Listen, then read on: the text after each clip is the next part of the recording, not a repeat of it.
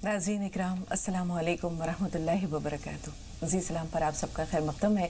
हाज़िर खिदमत है आपके महबूब प्रोग्राम राह नजात के साथ। मैं आपकी मेज़बान शगुफ्ता यास्मीन इस स्टूडियो और प्रोग्राम के रौनक को दोबाला कर रही हैं सिलसिला चिश्तिया साबरिया के साहिब निस्बत आलिम दीन और मारूफ इस्लामी स्कॉलर जनाब मौलाना अब्दुल्ला तारिक साहब। मिलकर इस्तक़बाल करते हैं, खुशामदीद कहते हैं आपके और अपने मुअज़्ज़ज़ मेहमान को पुरतपा खैर मक़दम। शुक्रिया। तो नाज़रीन पूरी टीम का भी कीजिए। और आज अज़मत सहाबा सीरीज़, जी हाँ, आज सनीचर है और हम जानते हैं कि आप सबको बेसब्री से इंतज़ार रहता है उन लम्हात का जब रसूलुल्लाह सल्लल्लाहु अलैहि वसल्लम के किसी जलील क़द्र सहाबी का तज़किरा मौलाना साहब की रहनुमाई के तवस्सुत से आप सब तक पहुँचता है।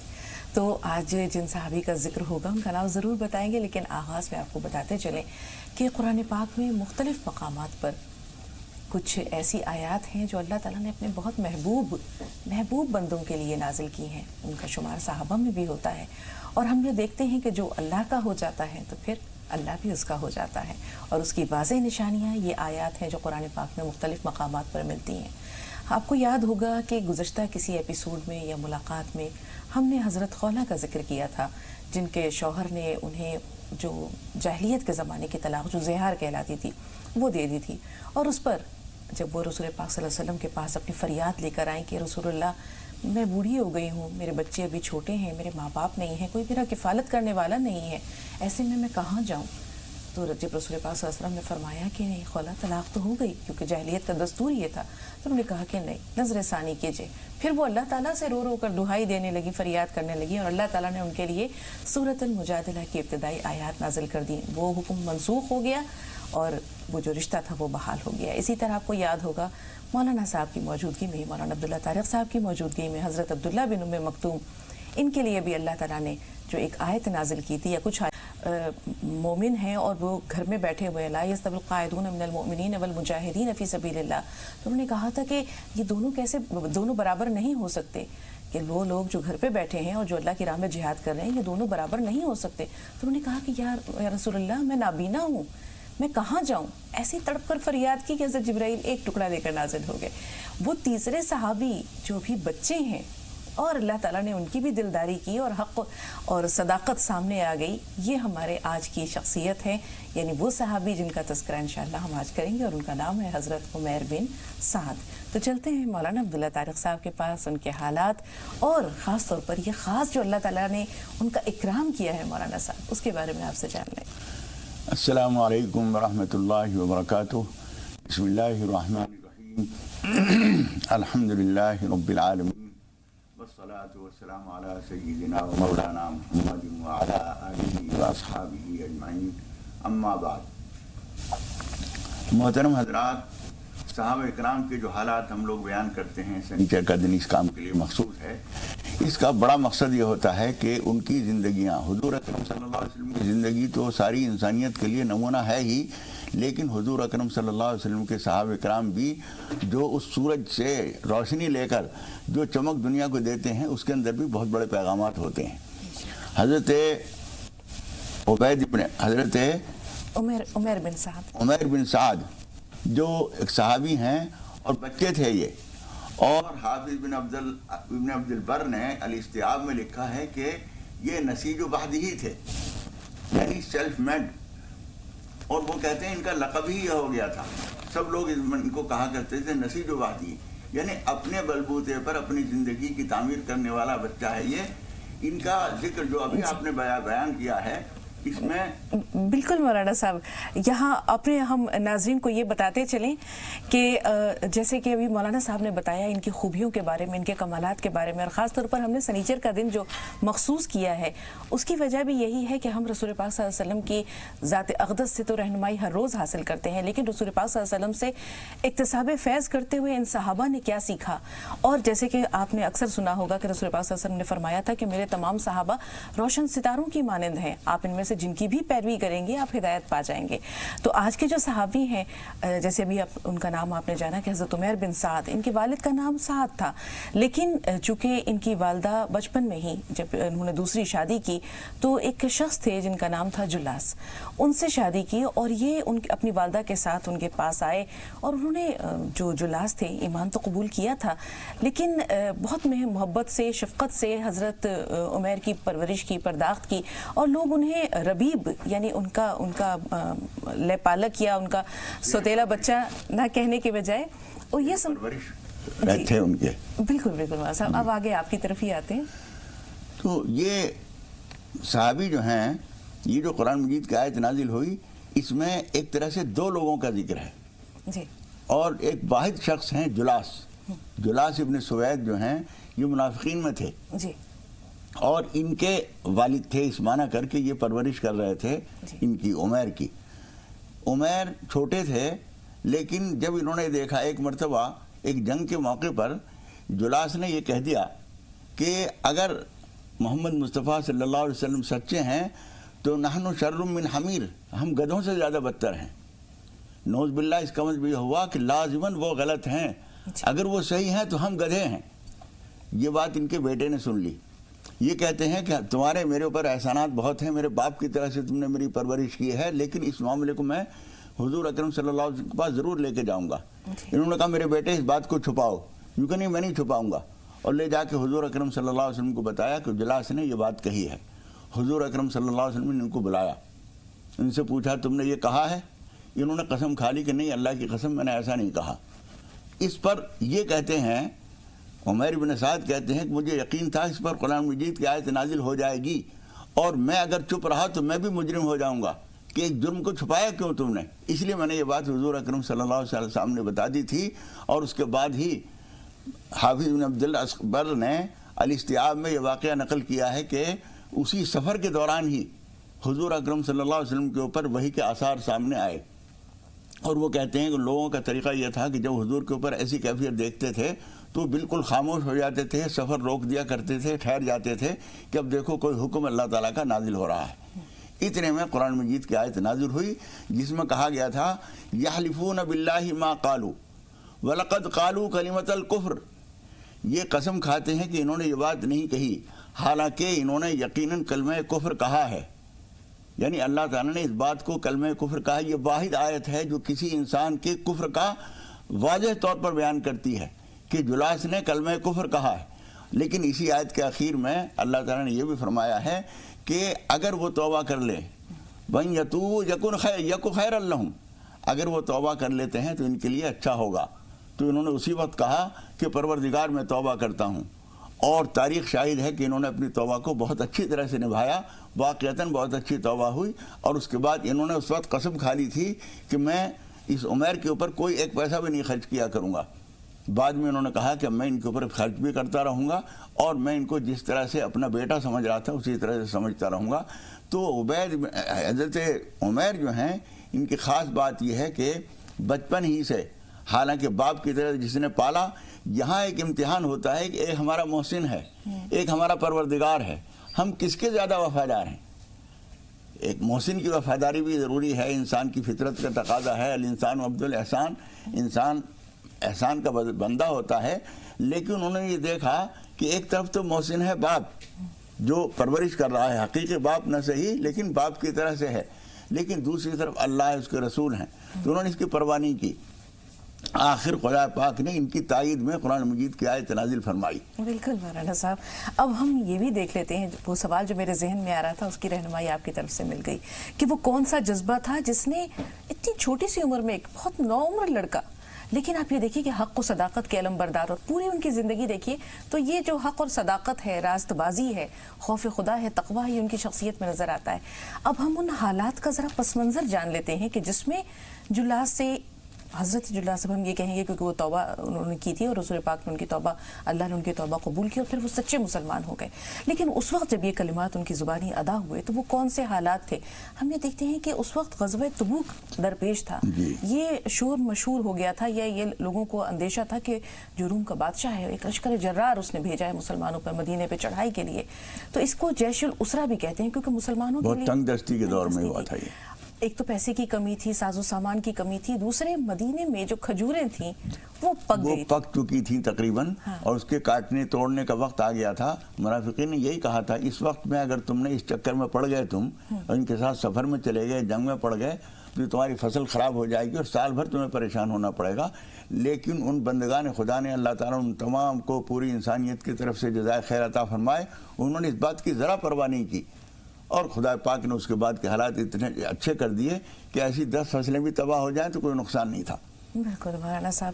اور اسی میں منافقین جو تھے وہ سویلم نامی ایک شخص تھا جس کے پاس جمع ہوتے تھے، جس کے گھر میں جمع ہوتے تھے اور مسلمانوں کا حوصلہ پست کرنے کی کوشش کرتے تھے، ورغلانے کی کوشش کرتے تھے.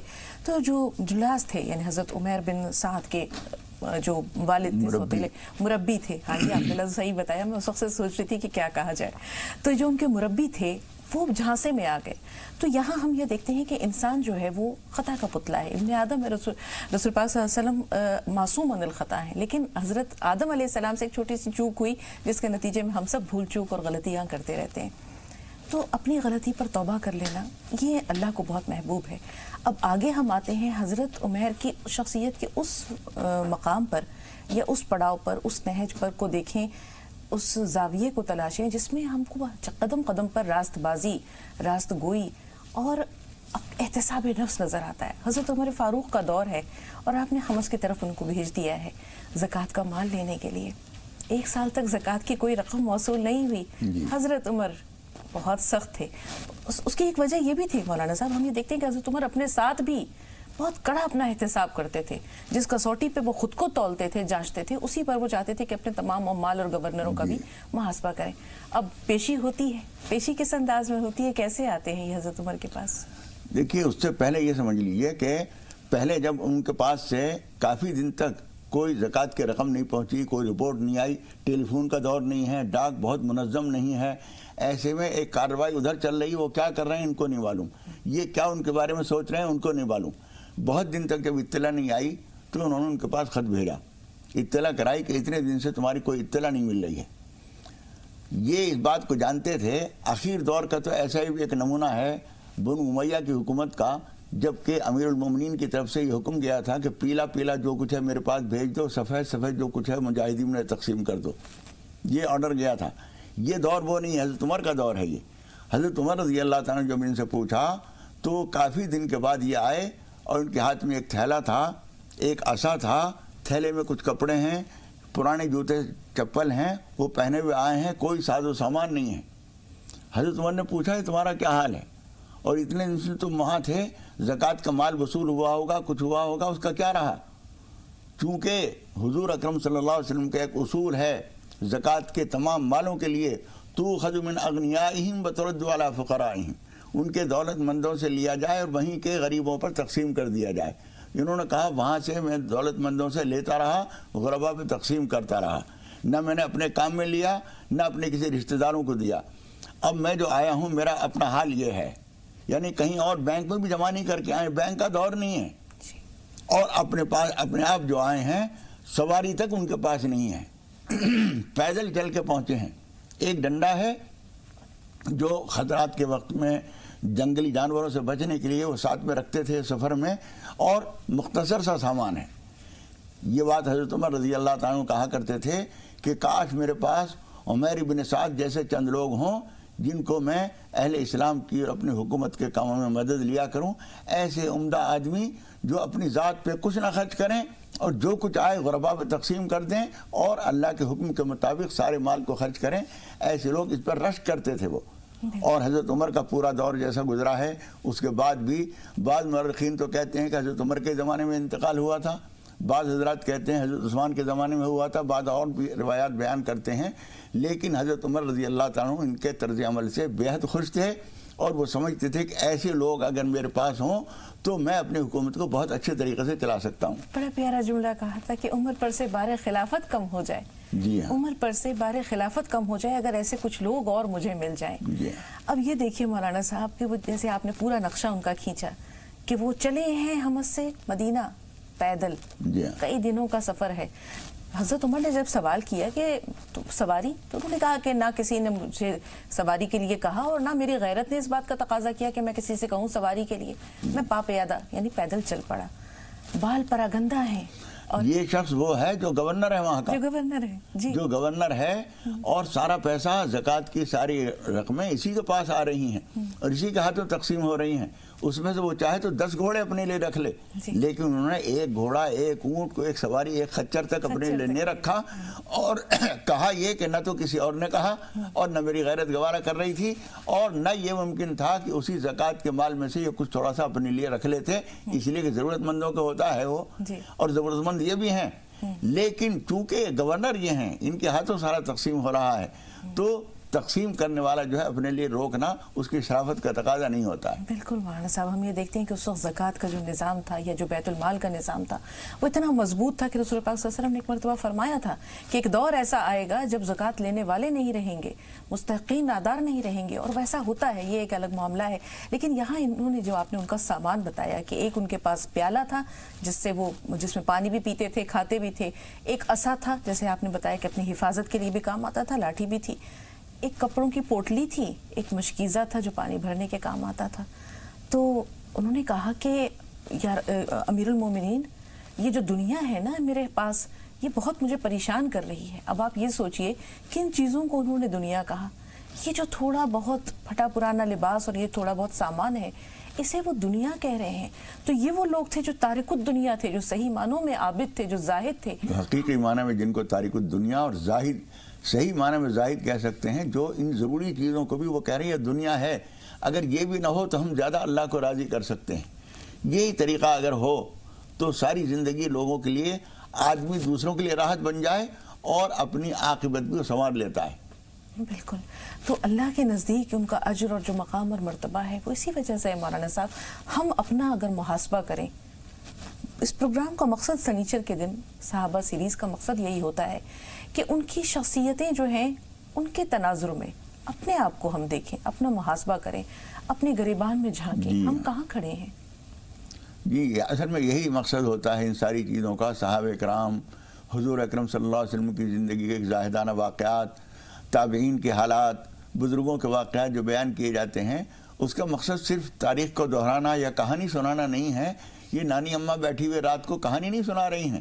یہ واقعات اس لیے بیان کیے جاتے ہیں کہ ان کو سن کر ان کے مطابق ہم اپنی زندگی کو ڈھالنے کی کوشش کریں اور اس سے سبق لے کر اپنے کانٹے نکال کے دور پھینکیں اور اس کے اندر جو ہیرے ہیں ان کو اپنی زندگی میں ٹانک لیں.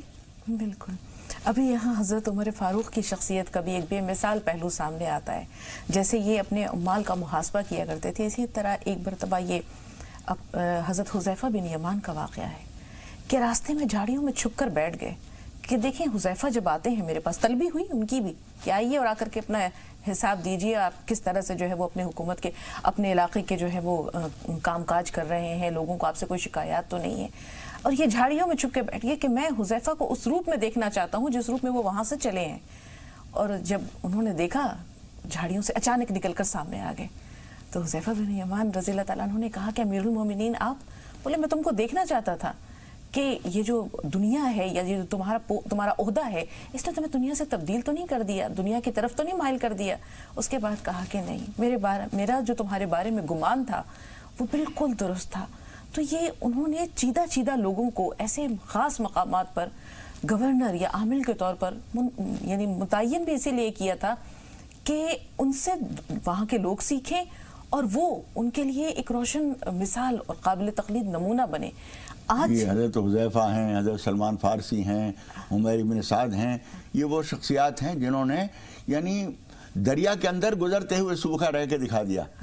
مال کے سیلاب کے اندر سے رہتے ہوئے انہوں نے اپنے آپ کو اس طرح سے بچا لیا کہ اس میں سے ایک دھاگا بھی اپنے لیے ضرورت فوری بالکل جائز ضرورت ہے جو ہو سکتی تھی اس سے زیادہ ذرا بھی نہیں لیا.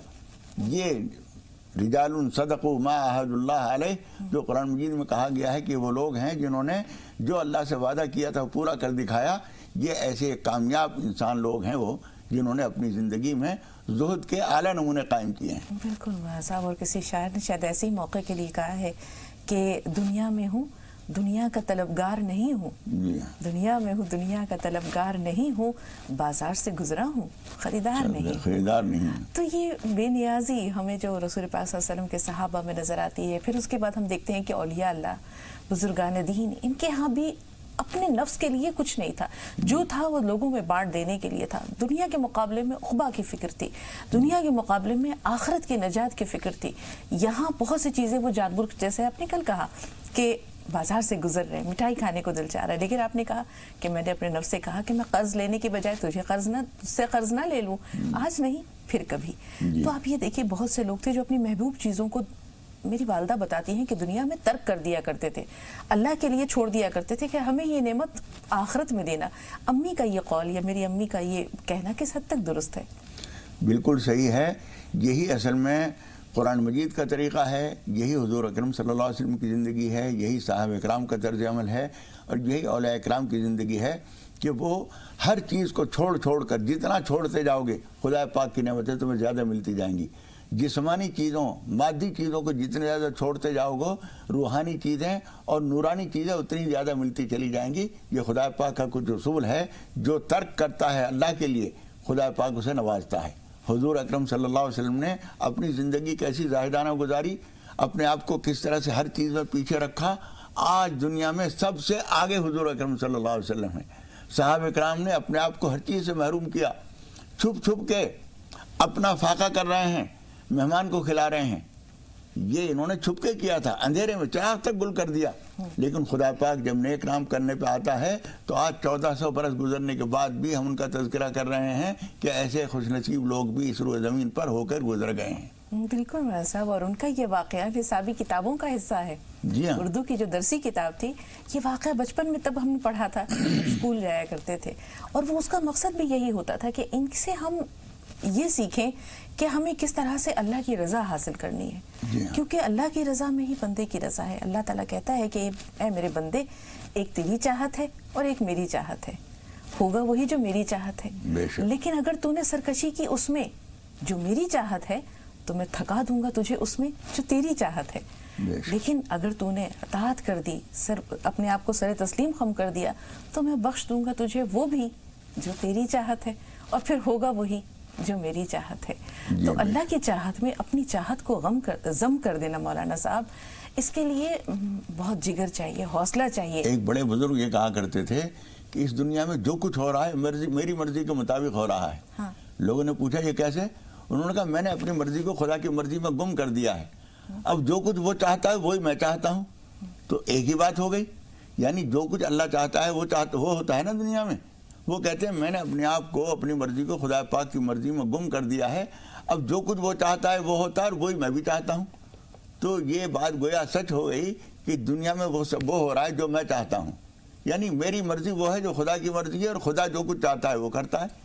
تو اپنی مرضی کو خدا پاک کی مرضی میں گم کر دینا یہ سب سے بڑی عقل مندی، سمجھداری ہے. اس کا نتیجہ ہوتا ہے کہ خدا پاک اس کو اپنا بنا لیتا ہے اور اس کو دنیا اور آخرت دونوں نواز دیتا ہے. اب یہی دیکھیے نا ہماری آج کی شخصیت کے ایک نو عمر لڑکا، ایک نو عمر بچے، لیکن اللہ تعالیٰ کو ان کا عمل کتنا پسند آیا.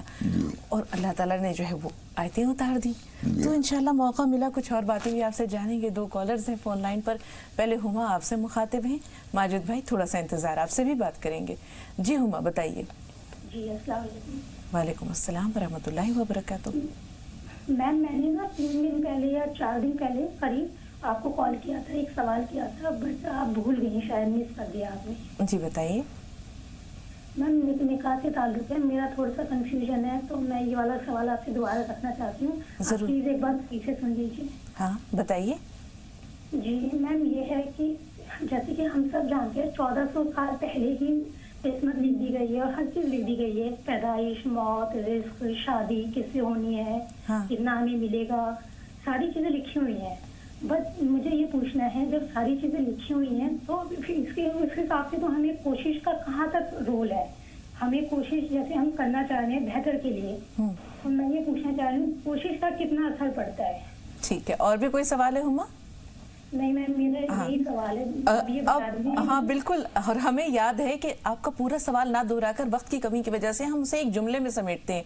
मैंने मौलाना साहब से कहा था कि जोड़े आसमानों पर बनते हैं, और मौलाना साहब ने इस हवाले से सवाल की रहनुमाई कर दी थी, लेकिन कोई बात नहीं, हम इंशाल्लाह आज फिर शामिल करेंगे। माजिद भाई का सवाल ले लें। जी माजिद भाई बताइए। वालेकुम अस्सलाम। जी माजिद भाई।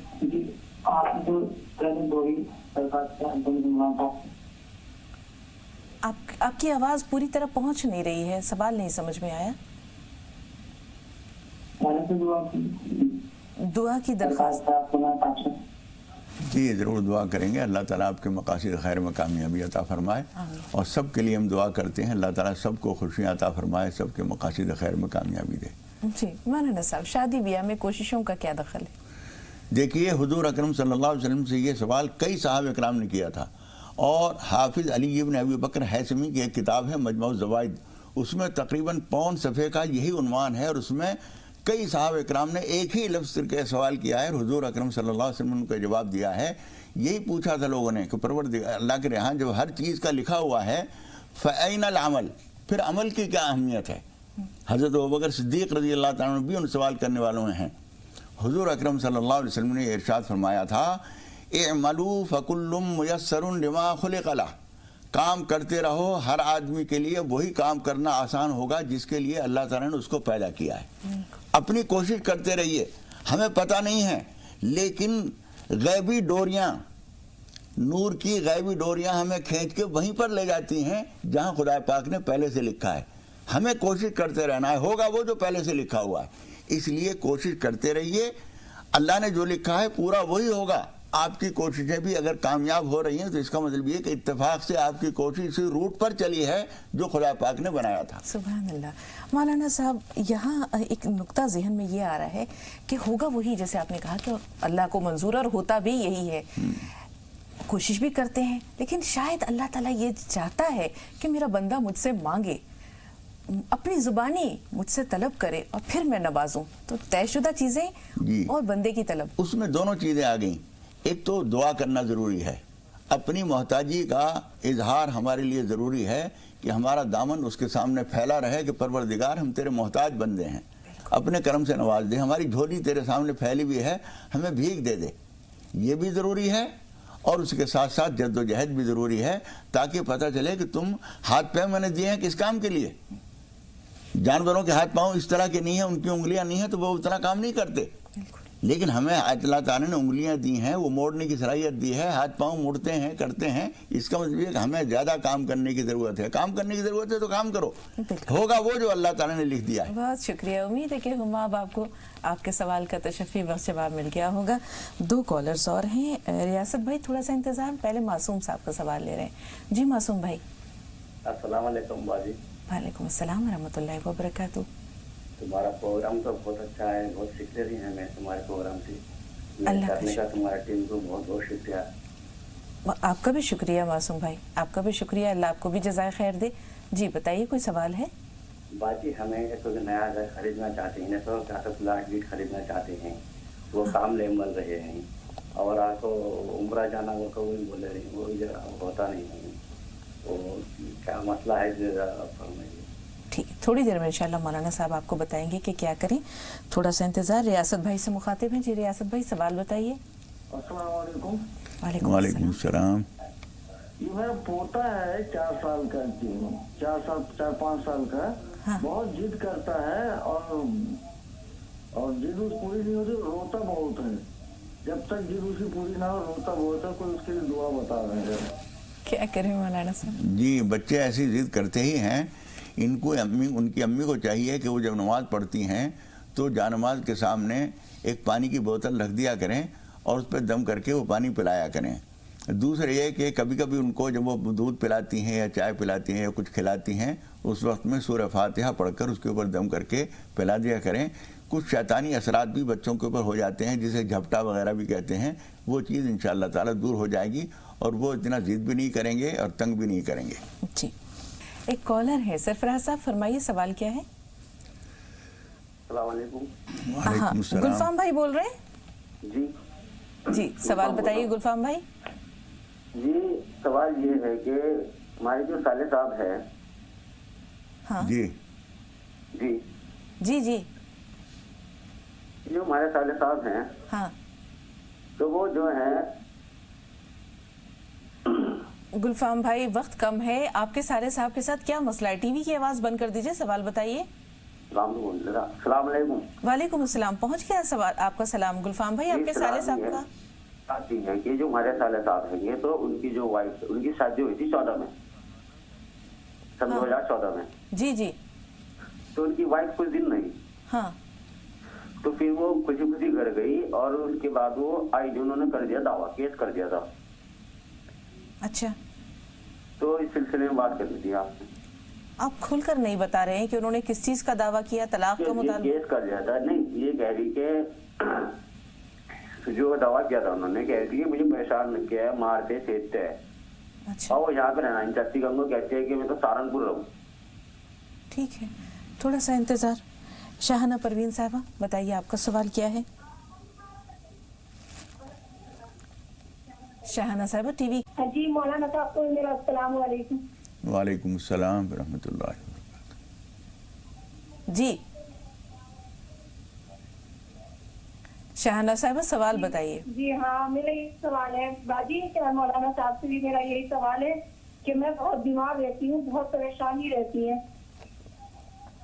ٹھیک ہے، ان دونوں کے لیے مولانا صاحب وظیفہ بتائیں گے، کیا کریں مولانا صاحب؟ دیکھیے پریشانیاں مختلف قسم کی ہوتی ہیں۔ ابھی چند روز پہلے بھی ہم نے یہ بات بتائی تھی کہ اپنا لائف اسٹائل، اپنے طریقۂ زندگی، اپنے معمولات، کھانے پینے سونے کے معاملات بدل کر اور پھر تجربہ کیجئے۔ یہ کریں گی تو مجھے امید ہے کہ بغیر کسی دوا اور بغیر کسی نئی تدبیر کے آپ اپنے تدبیروں کے ذریعے اپنا مسئلہ حل کر لیں گی۔ اس لیے کھانے پینے کے احتیاط کیجئے، رات کو جلدی کھا کر اور سونے اور کھانے کے درمیان فاصلہ بڑھا لیجئے، کون سی غذائیں آپ کو موافق آتی ہیں کون سے نہیں، اس کو جاننے کی کوشش کیجئے، تھوڑا سا اپنی جسمانی حرکت بڑھا دیجئے، اس طرح سے اپنے آپ مسئلہ حل ہو جائے گا۔ اور لا حول ولا قوت الا باللہ العلی العظیم صبح فجر کی نماز کے بعد 100 مرتبہ پابندی سے پڑھتے رہیے، 101 مرتبہ، انشاءاللہ تعالی بہت سارے مسائل کا حل ہے۔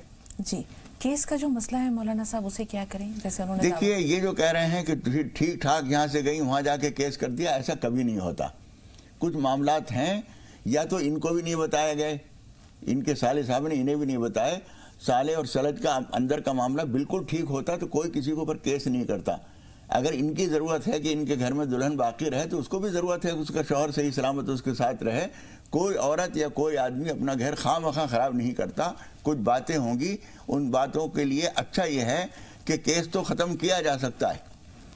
کچھ ایسے رشتہ داروں کو بیچ میں ڈالیے جو ان کے بھی ماننے کے اعتماد کے لوگ ہوں اور آپ کے بھی اعتماد کے لوگ ہوں، ان کو بٹھا کر ان کے سامنے مسئلہ رکھیے اور سلجھانے کی کوشش کیجئے۔ مجھے امید ہے انشاءاللہ تعالی معاملہ سلجھ جائے گا اور مقدمہ تو جب وہ کہہ دیں گی میں واپس لیتی ہوں واپس ہو جائے گا۔ جی معصوم بھائی کا سوال ہے، مکان لینا چاہتے ہیں یا پلاٹ لینا چاہتے ہیں، عمرے کا بھی ارادہ ہے لیکن کوئی کام بن نہیں رہا۔ دیکھیے یہ ساری چیزیں جو ہیں اس پر موقوف ہیں کہ آپ کے آمدنی کے ذرائع معقول ہوں، بہتر ہوں، تو اس لیے عمرہ وغیرہ جو ہے وہ فرض واجب نہیں ہے۔ مکان بھی ضرورت کی چیز ہے لیکن سب سے پہلے اپنے کاروباری حالات کو سنواریے، ان کو بہتر کرنے کی کوشش کیجئے، نماز حاجت پڑھیے، یا اللہ یا رحمانو یا رزاقو فجر کی نماز کے بعد پڑھیے، استغفار کثرت سے کیجئے، حالات ٹھیک ہو جائیں گے۔ کاروبار سنبھالنے کی کوشش کیجئے۔ عمرہ بھی بعد کی چیز ہے، مکان نہیں ہوگا تو کرائے پہ بھی زندگی گزر سکتی ہے۔ کاروباری حالات کا مضبوط ہونا زیادہ ضروری ہے، اللہ سے ہمارا رابطہ ہونا اس سے زیادہ ضروری ہے۔ جی رابعہ صاحبہ میرٹھ سے، خدیجہ صاحبہ فون پہ رہیے گا، آپ سے بھی بات کرتے ہیں۔ جی رابعہ۔ السلام علیکم۔ وعلیکم السلام۔ مولانا صاحب مجھے آپ سے دعا کے لیے درخواست کرنی ہے کہ دنیا میں اتنی آپ سے آ رہی ہیں، جو مسلمانوں کو اتنی پریشانی آ رہی ہے، اس لیے آپ دعا کریے کہ جی مسلمانوں کے ہاتھ میں بہتر بہتر انشاءاللہ ملک کے حالات کے لیے بھی امن و امان سکھ چین سب کے لیے مولانا صاحب دعا کریں گے۔ خدیجہ صاحبہ کا سوال لے رہے ہیں۔ جی بتائیے بہن سوال کیا ہے؟ السلام علیکم۔ وعلیکم وعلیکم السلام۔ جی پہلے تو دعاؤں کی گزارش ہے، مولانا صاحب کی خدمت میں دعا فرمائیں سبھی کے لیے۔ ضرور دعا کریں گے، سب کے لیے دعا کریں گے، آپ کے لیے بھی اور جتنے لوگ ہم سے دعا کو نہیں کہہ رہے ہیں ان کے لیے بھی دعا کرتے ہیں، پورے ملک کے لیے، پورے انسانیت کے لیے، پوری آبادی کے لیے ہم دل سے دعا کرتے ہیں، یہاں بیٹھ کر بھی اور اپنی تنہائیوں میں بھی۔ جی جزاک اللہ۔ تو میرا سوال یہ ہے کہ جو صحابہ کرام کی زندگی کے حالات آپ بتاتے ہیں کہ وہ لوگ اپنی ذات کے لیے کچھ نہیں رکھتے تھے، غریبوں کا خیال زیادہ رکھتے تھے، اور اگر ہم یہ کریں کہ خود بھی اپنی صحت کا خیال رکھنے کے لیے صحت بخش غذائیں کھائیں تاکہ عبادتیں کر سکیں اور ساتھ ہی غریبوں کا بھی دھیان رکھیں، تو کیا ایسا کرنا اللہ پاک کو پسند نہیں آئے گا؟ اچھے سوالات ہوتے ہیں خدیجہ کے۔ یقیناً پسند آئے گا۔ ہم جب کھاتے ہیں اور نیت یہ کریں کہ اس سے جو طاقت حاصل ہوگی ہم اسے اللہ کے بندوں کی خدمت میں اور اللہ کی عبادت میں صرف کریں گے تو یہ کھانا پینا بھی عبادت ہو جائے گا، اس میں ذرہ برابر کوئی حرج نہیں ہے۔ بالکل مولانا صاحب، اگر جو ہم جیسے انہوں نے کہا کھانا پینا اگر ہمارا اچھا ہوتا ہے یا اپنا خیال رکھتے ہیں تو اس کھانے پینے کا یا اس نعمت کا حق کیسے ادا کریں؟ اس کا حق یہی ہے کہ اس سے جو جسمانی طاقت حاصل ہوگی عملاً بھی وہ کریں، نیت بھی یہی ہو کہ جو کچھ ہم کھا پی رہے ہیں اس سے جسم بنانا اور شکل صورت اچھی بنانا اور لوگوں کو ہم اچھے نظر آئیں اور ذرا اپنے طاقت کا نمائش کریں، مظاہرہ کریں، یہ مقصد نہ ہو، بلکہ اس سے جو طاقت حاصل ہوگی وہ اللہ کی عبادت میں صرف کریں گے اور بندوں کے کام آ سکیں گے۔ اور قیامت میں اس کے سوال سے کس طرح بچیں؟ قیامت کا سوال بھی پھر نہیں ہوگا۔ شکر اگر ادا کر دیں تو نہیں؟ اگر شکر ادا کر دیں، اور شکر ایک تو زبانی ہے اور ایک عملی ہے۔ عملی شکر یہ ہے کہ اللہ کی نافرمانی میں اس پہ طاقت کو نہ خرچ کیا جائے، تو پھر وہ عملی شکر ہوگا، اور زبانی شکر یہ ہے کہ الحمدللہ الذی اطعمنا ھذا، یا الحمدللہ الذی کسانی ھذا ورزقنیہ من غیر حول منی ولا قوہ۔ لباس پر شکر، کھانے پر شکر، پانی پر شکر، ہر نعمت پر شکر، رہنے کا گھر دیا اس پر شکر، یہ سارے جب ہم شکر کرتے رہتے ہیں تو اللہ تعالیٰ اس بات سے بہت خوش ہوتا ہے اور آخرت کا مواخذہ بغیر کسی حساب کتاب کے جنت میں چلا جاتا ہے۔ بالکل مولانا صاحب، اس دوران کے ہمارے پاس ابھی سوالات نہیں ہیں، آپ کو واقعہ یاد ہوگا جب بھوک کی شدت سے حضرت ابوبکر صدیق بھی دوپہر کو گھر سے نکلے، حضرت عمر فاروق بھی نکلے اور ہمارے پیارے حبیب رسول پاک صلی اللہ علیہ وسلم بھی گھر سے نکلے، بیتاب دیکھا دونوں کے چہرے پر، پوچھا کہ یہ دونوں تم اس وقت؟ بولے کہ ہم اسی تکلیف کی وجہ سے گھر سے ما اخرجنا الا الجوع، سوائے بھوک کے کسی چیز نے ہمیں نکلنے پہ مجبور نہیں کیا ہے۔ اور جب نکلتے ہیں اور ایک انصاری کے باغ میں پہنچتے ہیں، وہ انصاری لا کے کھجوریں پیش کرتے ہیں اور پانی لا کے پیش کرتے ہیں، یہ لوگ کھاتے ہیں۔ اس کے بعد حضور اکرم صلی اللہ علیہ وسلم فرماتے ہیں ثم لتسألن یومئذ عن النعیم۔ حضرت عمر اپنے مزاج کے مطابق اسی طرح سے کہا انہوں نے، اللہ کے رسول اتنے وقت کے فاقوں کے بعد یہ چند کھجوریں مل گئی ہیں، پانی مل گیا ہے، اس کا بھی سوال کیا جائے گا؟ حضور اکرم صلی اللہ علیہ وسلم فرمائے اس کا بھی سوال کیا جائے گا، لیکن سوال کرنے کا مطلب یہ نہیں ہے کہ اس پہ کوئی سزا دی جائے گی، بلکہ مطالبہ صرف یہ ہے کہ ہم جب کچھ کھائیں پئیں تو اس پہ اللہ کا شکر ادا کریں۔ الحمدللہ الذی اطعمنا وسقانا وجعلنا من المسلمین۔ پانی پئیں تو اللہ کا شکر، دودھ پئیں تو اللہ کا شکر، کھجورہ کھائیں تو اللہ کا شکر، لباس پہنیں تو اللہ کا شکر، صبح سو کر اٹھیں الحمدللہ الذی احیانا بعد ما اماتنا والیہ النشور۔ ہر نعمت پر جب شکر ادا کر دیا جاتا ہے تو اس کا مطالبہ ختم ہو جاتا ہے۔ بالکل مولانا صاحب، دو کالرز اور ہیں، ہم انجم حیدرآباد بھی آئیں گے آپ کے پاس، لیکن اس سے پہلے رافیہ صاحبہ کا سوال لے رہے ہیں۔ جی بہن بتائیے سوال کیا ہے؟ السلام علیکم۔ وعلیکم السلام۔ جی مولانا صاحب سے پوچھنا تھا، میں 3 خواب کی تعبیر پوچھنا تھی، مجھے بتا دیں گے آپ؟ اگر ذہن ساتھ دے گا تو آپ جلدی اور مختصر بتائیے گا۔ جی وہ بتائے، ہم نے ابھی جلدی خواب دیکھا تھا کہ قرآن شریف ہے نا، تو 2 جیسے کرسیاں ہوتی ہیں برابر ایسے رکھا ہوا ہے اور ہم نماز پڑھ رہے ہیں، تو وہ تھوڑا مطلب شہید ہونے والا ہے، تو ہم سوچے جلدی سے نماز پڑھ کے اس کو صحیح کریں، مطلب گر رہا ہے اسی نیچے پہ، یہ ہو گیا نا یہ خواب۔ اور کافی ٹائم سے ہم نے مطلب خواب دیکھ رہے ہیں 3 چیزیں، مطلب 3 جو ہے مٹھائی ہے، یہ 3 ایسی ساری چیزیں، 3 پانی ہے، ایسے ٹنکیاں، اس طرح کی چیزیں۔ کل ہم نے خواب میں دیکھا کہ انڈے ابالنے رکھے ہیں امی نے میری، تو اس میں ایک ایسے ہم نے 3 اور 2 اور 10 دیے، تو 2 انڈے بالکل خراب نکلے ہیں ابال دیے ہیں تو، اور ایک صحیح ہے جو امی نے رکھا ہے نا وہ مطلب یہ دیکھنا تھا، یہ پوچھنا تھا مجھے۔ تو تیسرا خواب ہو گئے، تینوں ہو گئے، ٹھیک ہے۔ انجم صاحبہ سے بات کر رہے ہیں، بہنوں کو شکایت ہو جاتی ہے کہ آپ نے میرا سوال نہیں دیا، اس لیے ہم اپنی طرف سے چاہتے ہیں کہ آپ سب کی تسلی ہو جائے۔ جی انجم صاحبہ بتائیے آپ کا سوال کیا ہے؟ وعلیکم السلام۔ مولانا صاحب کا سوال ہے۔ وعلیکم السلام۔ میرے خواب میں کیا ہے کہ میری باجی ہے ساتھ میں، اور میں نے خواب میں دیکھا ہے میں نے 3 میت ہے خواب میں، اور میں ان لوگوں کو بازو ہٹا رہی ہوں، और जगह दीदी बोल रही है मेरी, उनको और हटाकर जगह करिए और जनों को लाना है बोलकर बोल रहे हैं। इसके ताबीर क्या होगी मौलाना साहब? अल्लाह खैर का मामला कीजिए। अल्लाह ताला रहम फरमाए। इसके लिए आप नमाज पनाह पढ़कर बार बार अल्लाह से दुआ कीजिए और जो कुछ आपकी गुंजाइश हो सदका ज़रूर निकालिए। कोई बड़ा हादसा होने का इशारा है इसके अंदर। अल्लाह ताला अमन व अमान कायम रखे, अल्लाह ताला हिफाजत फरमाए।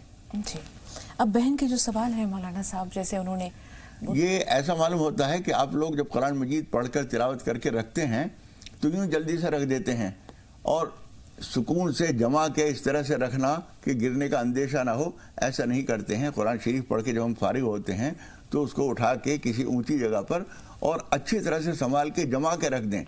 आपने जो बता रही 2 कुर्सियों के ऊपर बीच में रखा हुआ है, कुर्सी एक हिलेगी तो कुरान शरीफ नीचे गिर जाएगा। तो एक तो ये बताया जा रहा है आपको कि कुरान मजीद के रखने का अदब ये नहीं है कि ज़रा से टिका कोना और छोड़ के आप अलग हो गए, ये नहीं होना चाहिए।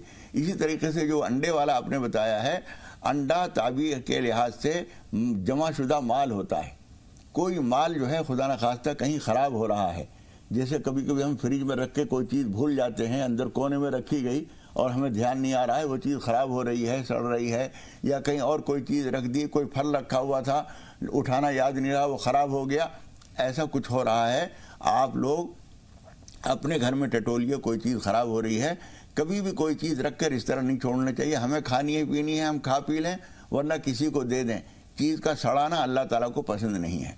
ऐसी कोई चीज़ हो रही है इनके यहाँ, इसका निर्धारण करना चाहिए। जी, और हर चीज़ ये 3-3 की तादाद में देख रही है। पानी की टंकियाँ हैं तो 3, अंडे हैं तो 3, ऐसी तरह की चीज़ें, मिठाइयाँ हैं तो 3, ये क्यों?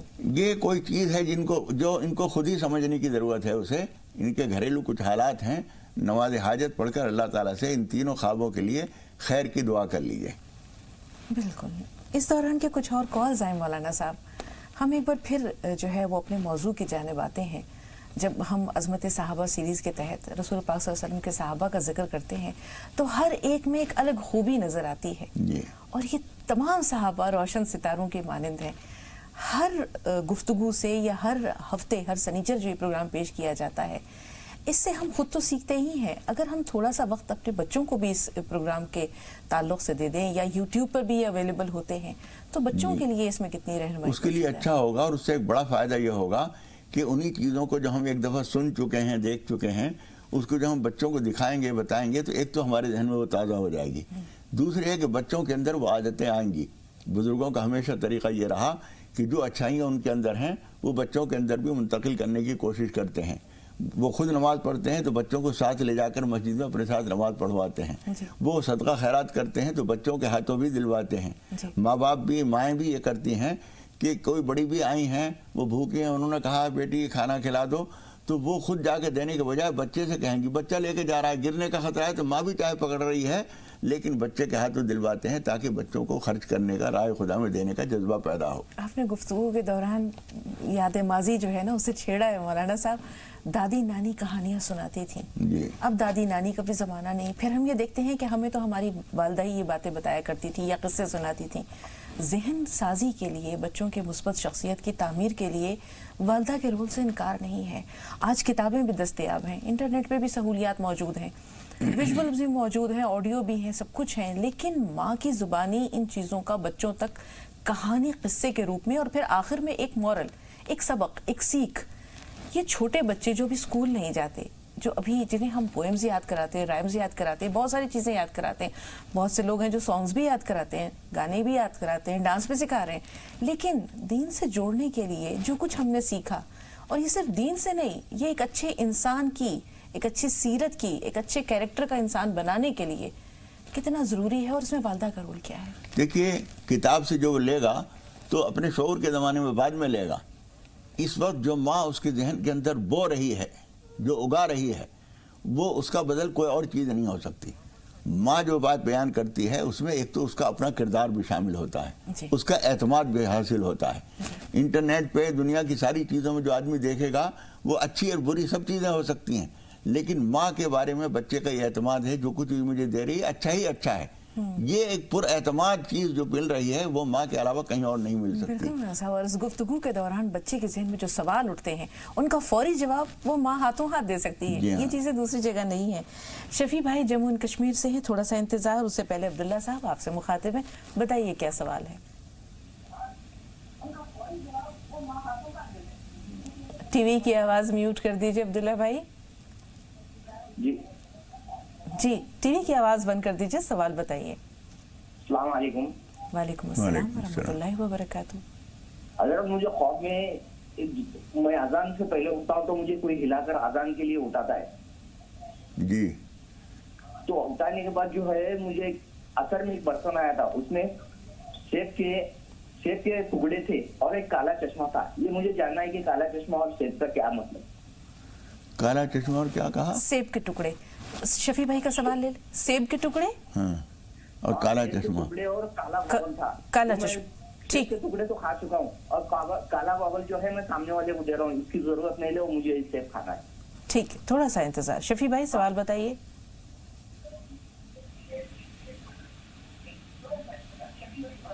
شفیع بھائی ہمیں سن پا رہے ہیں؟ جی سوال بتائیے بھائی. جی بالکل آپ سن پا رہا ہوں. ہاں تو ٹی وی کی آواز بند کر دیجئے تھوڑی دیر کے لیے. سوال بتائیے. شفیع بھائی اپنا سوال بتائیے.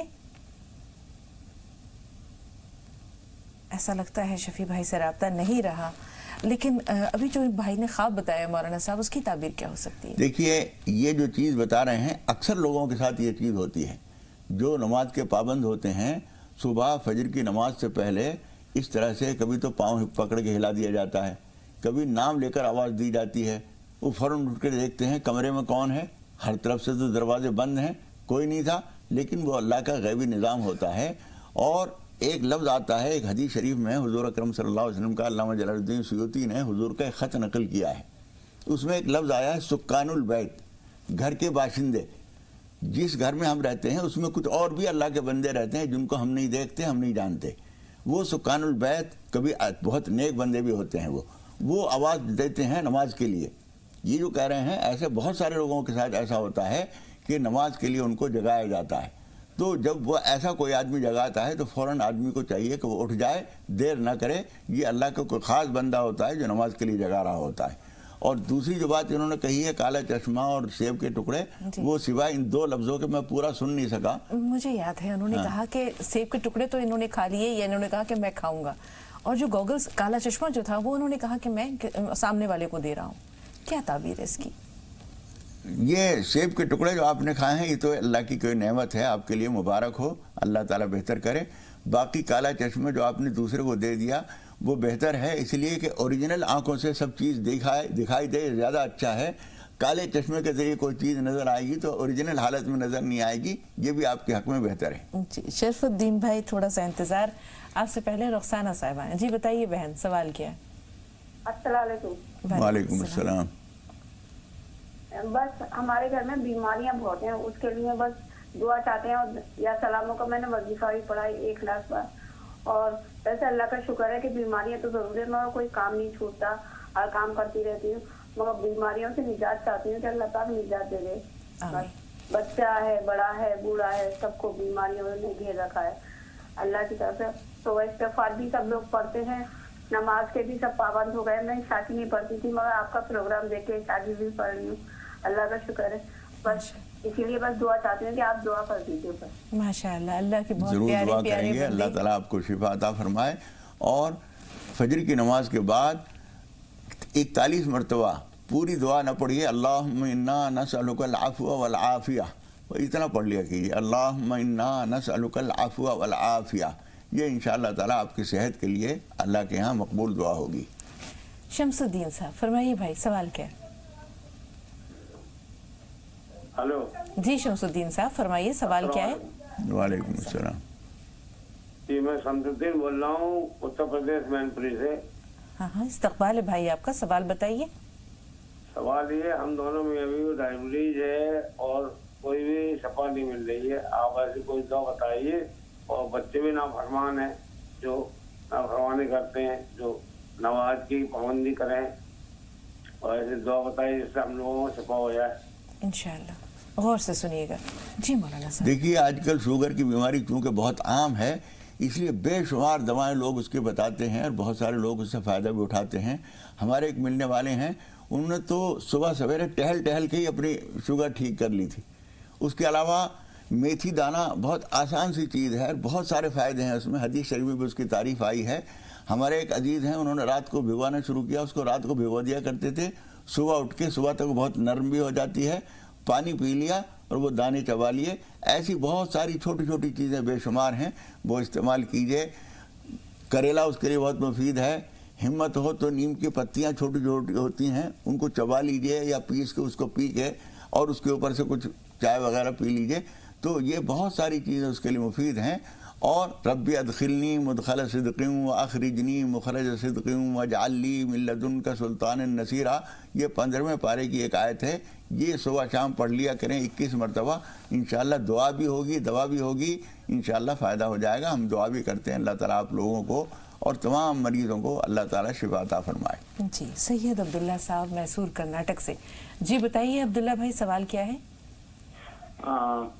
मुझे जैसे मैं सोया, हाँ, मुझे एक ख्वाब आया कि मैं जा पहुंचा जंगल में, हाँ, तो रास्ते में सांप बैठा हुआ था। फिर तो रास्ते में वो एक ही रास्ता था, हाँ, तो आगे में पंख खोले हुआ बैठा हुआ था सांप। अच्छा, उसने आपको कोई नुकसान भी पहुंचाया, काटा था क्या?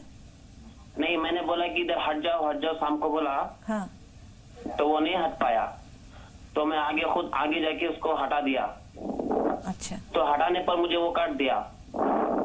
अच्छा, काटने के बाद वो सीधा भागकर बिल पहुंच गया। तो जैसे ही बिल पहुंचा, मैं भी उसके पीछे भागकर उसको उठा के खा गया। अच्छा, ठीक है, सुनिए अपने ख्वाब की ताबीर सुनिए। जी मौलाना साहब। देखिए ये कोई दुश्मन है जिसने आपको भी नुकसान पहुंचा दिया और आपने उसको ख़त्म कर दिया, लेकिन ख़त्म इस तरह किया कि उसको अपने अंदर ही उतार लिया। ये ख़तरनाक भी अमल हुआ है, लेकिन उसको ख़त्म भी कर दिया है। आप दो दो करके 6 रकात नमाज पनाह पढ़ लीजिए, अल्लाह ताला से इस ख्वाब के बुरे असरात से पनाह मांग लीजिए और कुछ सदका ज़रूर कर दीजिए, अल्लाह ताला आपके मुज़िर असरात को दूर फरमा देगा। जी, औलाद की नाफरमानी के लिए शम्स साहब आपका सवाल महफूज है। रिजवान से बात कर लेते हैं, यूपी से बोल रहे हैं। जी बताइए रिजवान, सवाल क्या है? अस्सलाम वालेकुम। वालेकुम अस्सलाम। हाँ, और मौलाना साहब को वालेकुम अस्सलाम। हाँ, एक तो मेरा मतलब ये है कि मेरी लड़की है, उसका नाजिया नाम है। जी ठीक है, उसका मतलब जानना चाह रहे हैं। और भी कोई सवाल? यही एक सवाल पहुंचा। नाजिया का क्या मतलब है मौलाना साहब? नाजिया जो है नाज अंदाज करने वाली बच्ची, यानी खूबसूरत या ज़हीन जी लड़की, ये ठीक है, कोई हरज नहीं नाम। अफसर बताइए आपका सवाल क्या है? हेलो जी अफसर भाई फरमाइए। अस्सलाम वालेकुम। वालेकुम अस्सलाम। जी अफसर भाई, टीवी की आवाज बंद कर दीजिए, सवाल बताइए।